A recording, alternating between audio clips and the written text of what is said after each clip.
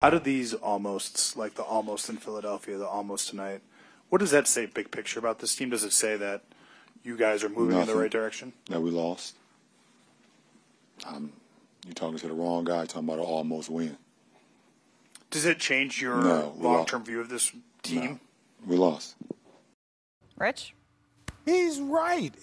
Look, you're talking about greatness, and greatness is always going to send a message. Greatness is like good enough ain't good enough. Like that's this. Like, hey, this was close.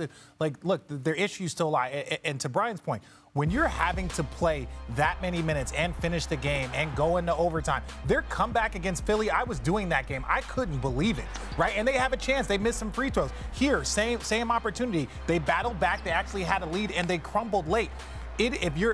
Again, we're not going to get into the roster construction, but if you're not able to take breaks and you've got to go 37, 33 every single night, it's just not going to be that's not sustainable. That's not sustainable basketball. And to have your players have to play at the top level just to be competitive, that's a formula for failure. But I guess the big picture outlook for the Lakers, they're coming off of a really difficult road trip. And you play the Bucks, you also play Philly tight, then you come home, and then you play the Celtics. I know there's no moral victories, but what you do see is LeBron having, for the first time this season, 30 points in back-to-back, 30-plus in back-to-back games. You get AD, since he's come back from his short little absence from, his sickness, 34 and 13 is what he's averaging. So you stack that up with their competition moving forward, which is Denver, Washington, Phoenix, Sacramento, and Charlotte. Sure. If you take the way that Darvin Ham has really started galvanizing this team to play hard and transfer that over to this next 5 or so game stretch, you're going to have to say, all right, we just had a close, loss, but let's turn these into wins where we can really seize the day on this opportunity. Well, since you mentioned big picture, let's take a look at the big picture, because the Celtics, they are first in the East. They're the favorites to win the title. That's according to Caesar Sportsbook. They head back to Boston. They're on a 7-game homestand now, but the Lakers, they're 12th in the West. They're on the outside of the play-in picture. The schedule just doesn't get any easier for them, especially in the month of December. 7 of their next 10 games are on the road. So bringing in Big Perk, Kendrick Perkins, your big takeaway last night from crypto was what? The Celtics. I don't even understand why we're talking about the Lakers. Like, they're really irrelevant right now. Like, they're really irrelevant. But the Celtics, right, they could have ended this road trip going 3-3, but they finished 4-2. I understand. They got a spanking in Golden State, and they also got a spanking against the Clippers. I mean, those guys were waiting, but it was also a blessing in disguise for Joe Mazzulla, because he got an opportunity to go up against Steve Kerr. He got an opportunity to go up against Tyronn Lue. Now he has an opportunity to look himself in the mirror and say, you know what?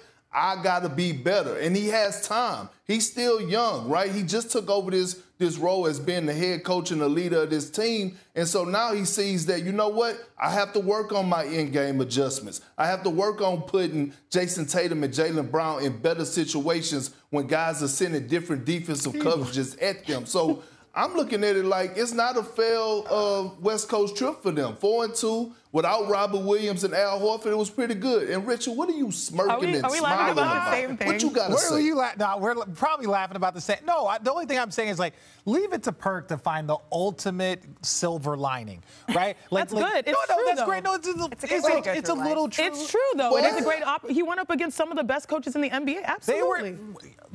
We're talking about Mazzulla? Okay, I'm Mazzulla, right. come on. Look, Mazzulla's done an outstanding job. Coaching has a lot to do with it. But this is a team that also was in the finals. They've been to multiple conference finals. He has a very established veteran team, and Mazzulla's done a very good job. But to say that he just, like, his players didn't show up. They were literally a couple of minutes away from having a terrible road trip after being the #1 team in basketball. No one doubted that. Best defense, their offense, Jason Tatum MVP. They came out here in a 500 team against the Warriors. They looked terrible. Against a Clipper team that hasn't had their whole roster all year, they didn't look great. And against a Laker team that has been treading water since the start of the season. Since the start of the season, the Lakers have been treading water. They were up. And if it wasn't for the Lakers being the Lakers, they probably still would have lost that game anyways. So when I look at the Boston Celtics, yes, the Boston Celtics are a great team. They are good. But if you're going to have the highest of standards, this was a terrible road trip for them. 4-2 can be a bad road trip for a great team. No, it wasn't. No, yes, it can. No, it wasn't. Yes, no, it can. No, it wasn't. And we're not about to downplay the Lakers game because you've never been a part of that rivalry.